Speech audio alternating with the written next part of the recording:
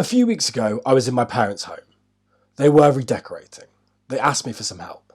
I refused to help them paint the walls since this is my least favourite job. My father suggested I did the coving for him. I knew what coving was, but I had no idea how to install it or what it would even be made out of. I thought, in my naivety, that it was always made from wood and that it would take hours. It did take hours, but it was made from polystyrene. Easy, cheap material that is simply glued to the corner of the room. Once painted, you'd have no clue this coving wasn't beautifully handcrafted from wood and wasn't erected by the skilled hand of a carpenter. I never lived in a house with coving, polystyrene or otherwise. It was, in my mind, reserved for stately homes or mansions. Up until that moment in life, I had been drinking in this place, Abbey Fields, Kenilworth. Here the police always were kind and were never that rude. Sure, we had been chased by them, we had cigarettes and alcohol confiscated, but we were never actually worried or scared. The language of coving, even as an art fabricator, is just a step too far.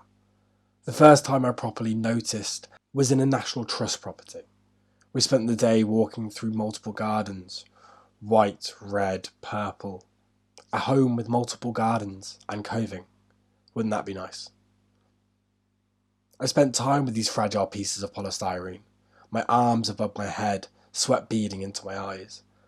The task was laborious. I'm happy to expend labour to my family. We are a middle-class family from the middle of the country. Things were never tough growing up, but by no means were we wealthy in a traditional sense. Coventry. This is just out of the town centre. This place was the meeting spot for young people in Coventry. Makes you question where all the youth centres have gone. We would stand for hours. This place was our mecca. Quite sad, really. It was also the mecca for the police. They would just drive past slowly and they would stare. I had never experienced this type of disdain for doing nothing wrong. It took hours, but I've finished the coving in the bedroom. I'm now moving out into the hallway. I'm near my childhood bedroom. It's still full of all of my old stuff from university. I'm lucky to have access to this room. It's like a storage unit. Lots of my friends don't have that spare room luxury.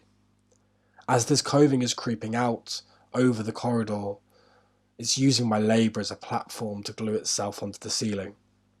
I hear my parents in the kitchen. They're just clattering around, making cups of tea and making some lunch for me. They call me down to eat some food with them. This place is a mixture of those last two places. Coventry McDonald's was a mecca and meeting point, the most cultural touchstone for the youths of Coventry, no matter what school or area you're from. The Mudman was quieter, a more private area. There was only one school in Kenilworth. The bandstand was different. Aesthetically, it seemed more like the Mud Mound, green and open. In function, though, it acted more like the McDonald's. Leamington Spa is made up of different schools, and the bandstand is known throughout Leamington as a place to drink and hang out for underage youths. The McDonald's was a place where you had to justify your experience, through banter or aggression or rival to others.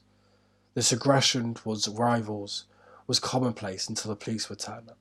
As one, in silent communication between all the youths, all aggression would be turned onto them. All beefs dropped, even if it was just for a moment, to watch the police. I, young, white, small, would often just hide away, or if something happened, I would try to de-escalate the situation. I put my kindest, littlest voice on, and sometimes it worked. A year later, I'm now sitting in this bandstand. The bandstand was interesting, as everyone from the locality came, no matter what background, rich or poor. But I now found myself justifying my existence to the other side of the population. I was among Warwick schoolboys and Kingsley High girls. The same banter, the same natural aggression towards rivals. Now me. I learnt to communicate with them, but I didn't put on a posh little voice like I did while I was with the police in Coventry, but a slightly deeper one. I learnt to lean in to what they perceived me to be. A poor working class lad. I became good at reading a person and situations. I became good at debating my existence with them. This fake coving attempted to be something it's substantially not made of. It's not wood. I grew up middle-ish class, nothing too special. Other people's perception of my class seemed to be the only thing that was important, because I was comfortable. I was not worried about my dinner, or not having hot water.